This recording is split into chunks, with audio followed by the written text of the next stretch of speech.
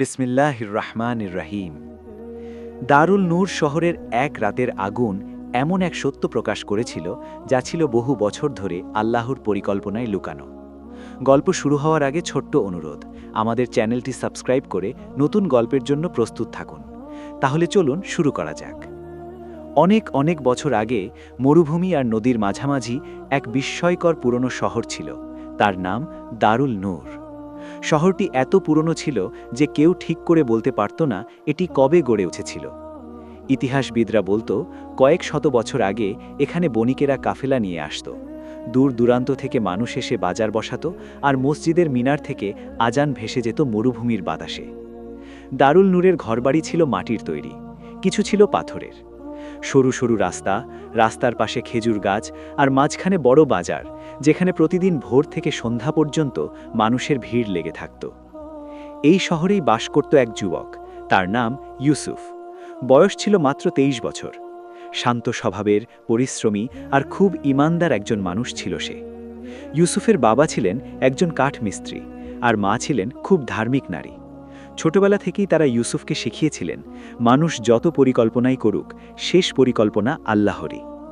ইউসুফ শহরের বাজারের কাছেই একটি ছোট ঘরে থাকত। ঘরটি ছিল খুব সাধারণ, মাটির দেওয়াল, খড়ের ছাদ আর একটি ছোট উঠান।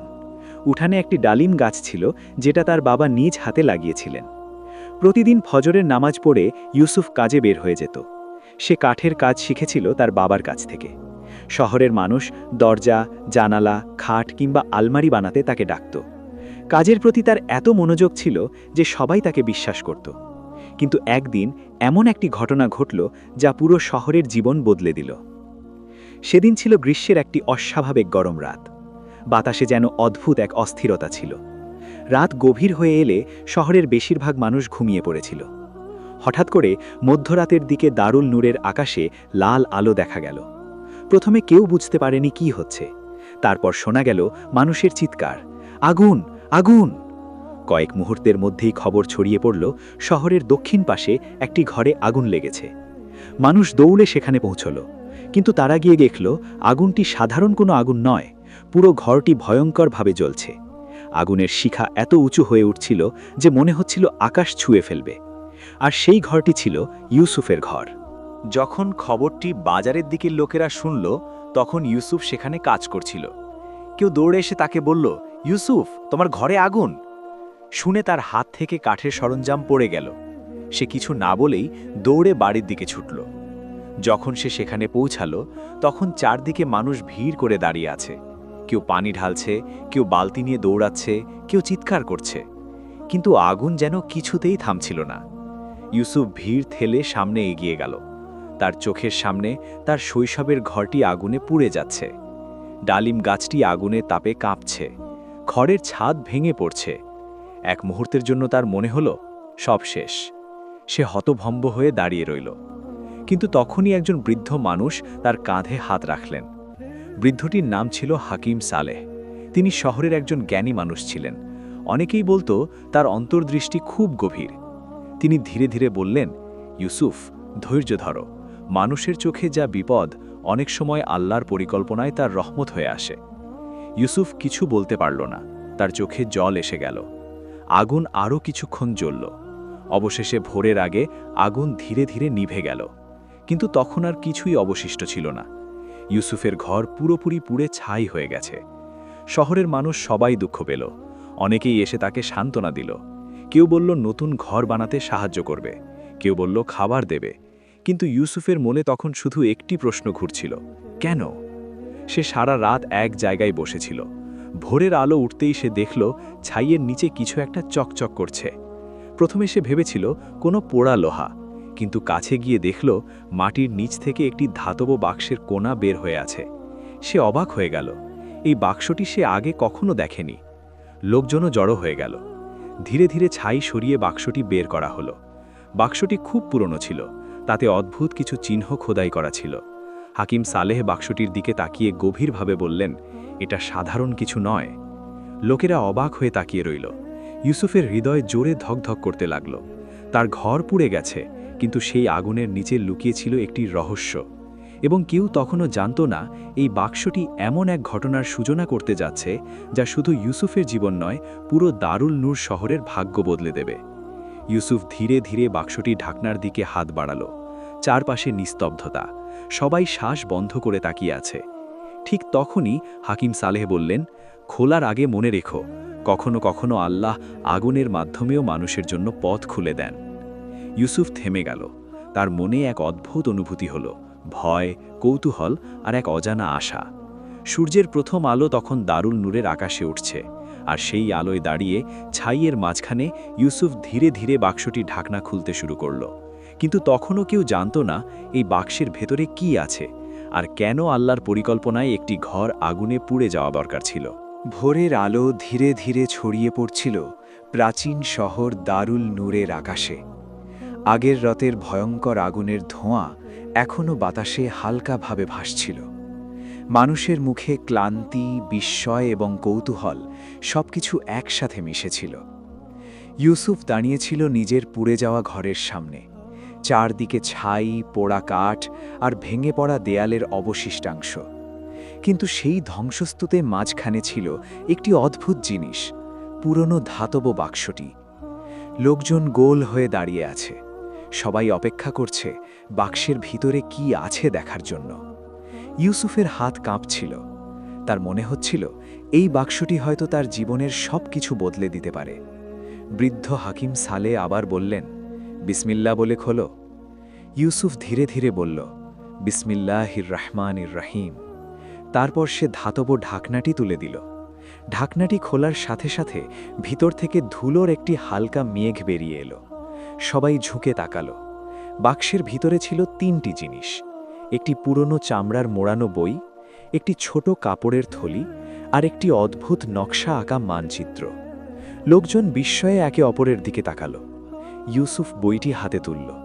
চামড়ার মলাটে পুরনো আরবি অক্ষরে কিছু লেখা ছিল। হাকিম সালে ধীরে ধীরে পড়ে বললেন, আমানাত। ইউসুফ অবাক হয়ে জিজ্ঞেস করল, এর মানে কি? বৃদ্ধ বললেন, এটার মানে কাউকে রক্ষা করার জন্য রেখে যাওয়া জিনিস। তারপর তিনি বইটি খুললেন। ভিতরের পাতাগুলো খুব পুরনো, কালি অনেক জায়গায় ম্লান হয়ে গেছে, কিন্তু কিছু লেখা এখনও স্পষ্ট। হাকিম সালে পড়তে শুরু করলেন, যদি এই বাক্স কোনোদিন আগুনের মাধ্যমে প্রকাশ পায়, তবে বুঝবে আল্লাহর নির্ধারিত সময়ে এসে গেছে। এই কথা শুনে সবাই স্তব্ধ হয়ে গেল। ইউসুফের বুক ধকধক করতে লাগল।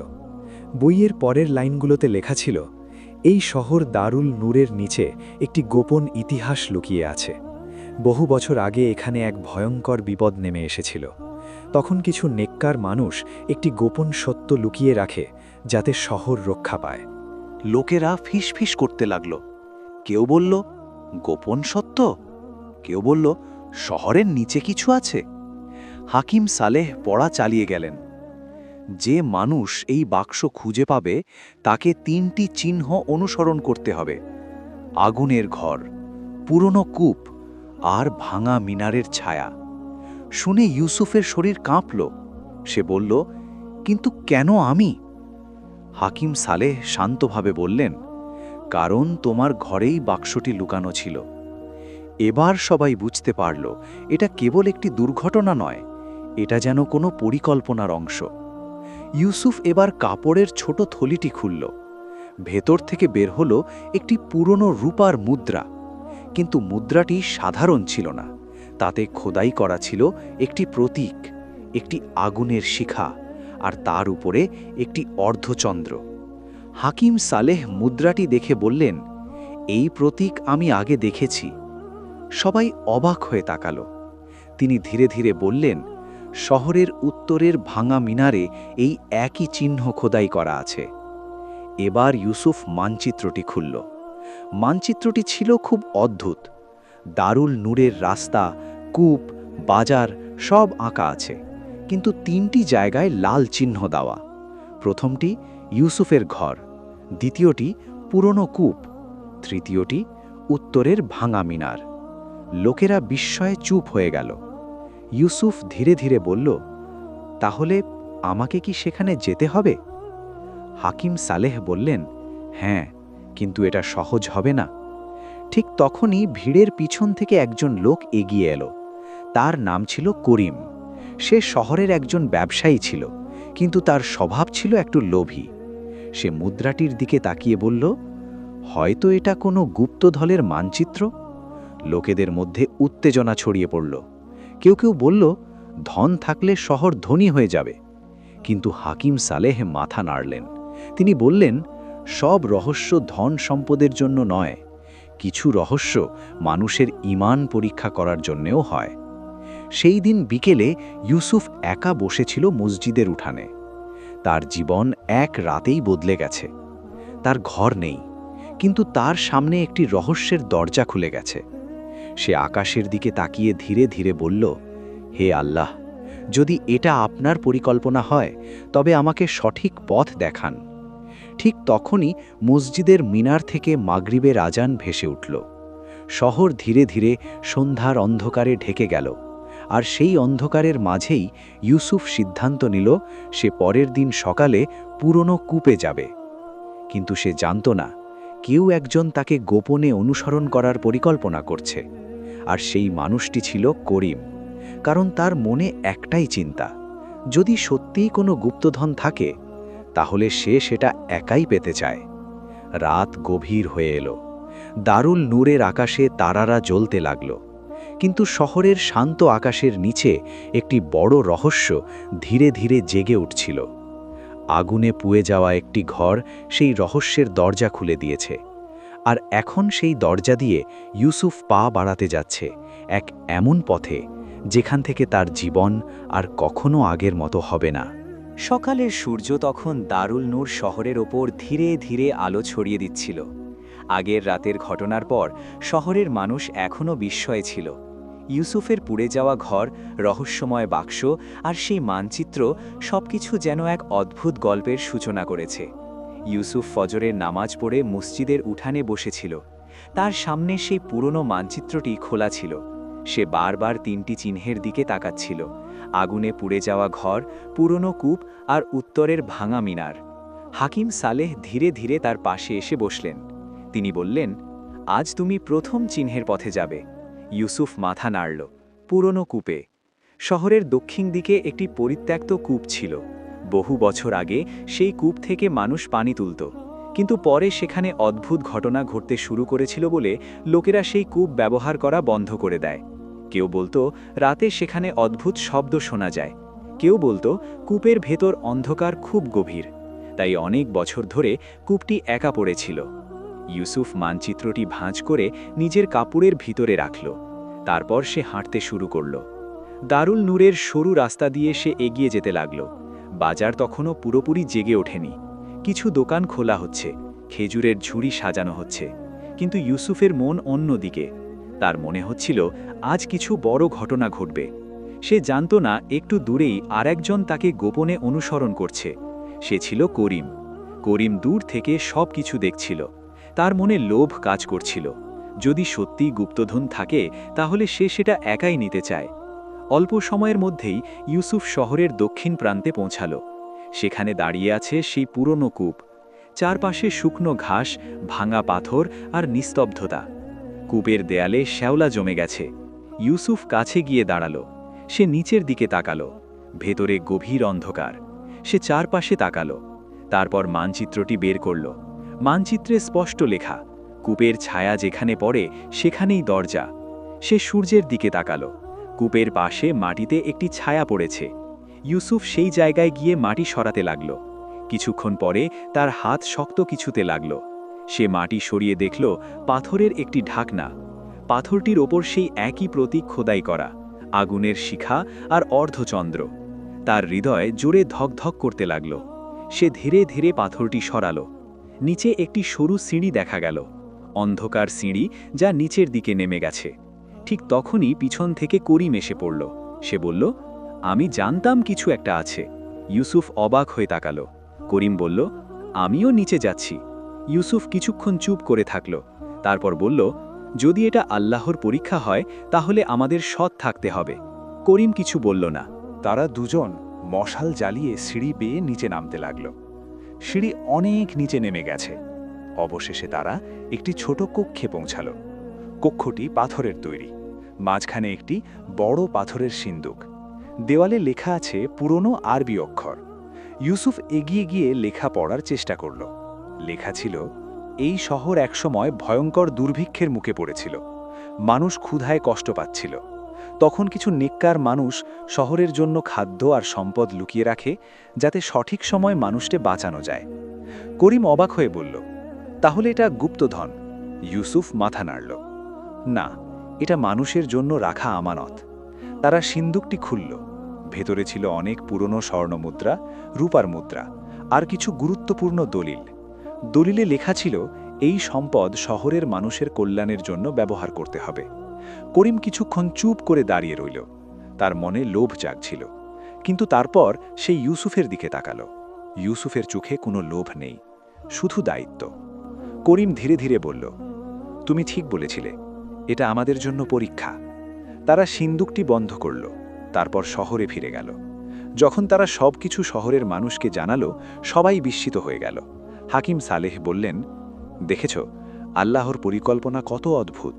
যদি ইউসুফের ঘর আগুনে না পুড়ত, তাহলে এই রহস্য কখনো প্রকাশ পেত না। শহরের মানুষ সেই সম্পদ দিয়ে দরিদ্রদের সাহায্য করল। নতুন কূপ খনন করা হলো, মাদ্রাসা বানানো হলো, অসহায় মানুষদের খাবার দেয়া হলো। আর ইউসুফ, মানুষ তাকে শহরের সবচেয়ে বিশ্বস্ত ব্যক্তি হিসেবে সম্মান করতে লাগল। একদিন সন্ধ্যায় ইউসুফ নিজের পুড়ে যাওয়া ঘরের জায়গায় দাঁড়িয়েছিল। সেখানে এখন নতুন একটি ঘর তৈরি হচ্ছে। হাকিম সালেহ তার পাশে এসে দাঁড়ালেন। তিনি বললেন, মনে রেখো, মানুষের চোখে বিপদ অনেক সময় আল্লাহর রহমতের দরজা হয়। ইউসুফ আকাশের দিকে তাকালো। তার মনে শান্তি। সে বুঝতে পারল, আগুন তার ঘর পুড়িয়ে দিয়েছিল, কিন্তু সেই আগুনই পুরো শহরের জন্য রহমতের দরজা খুলে দিয়েছে। এটাই ছিল আল্লাহর মহাপরিকল্পনা। যে আগুন ঘর পুড়িয়েছিল, সেই আগুনই শহরের জন্য রহমতের দরজা খুলে দিয়েছিল। এটাই আল্লাহর মহাপরিকল্পনা। আল্লাহ হাফেজ।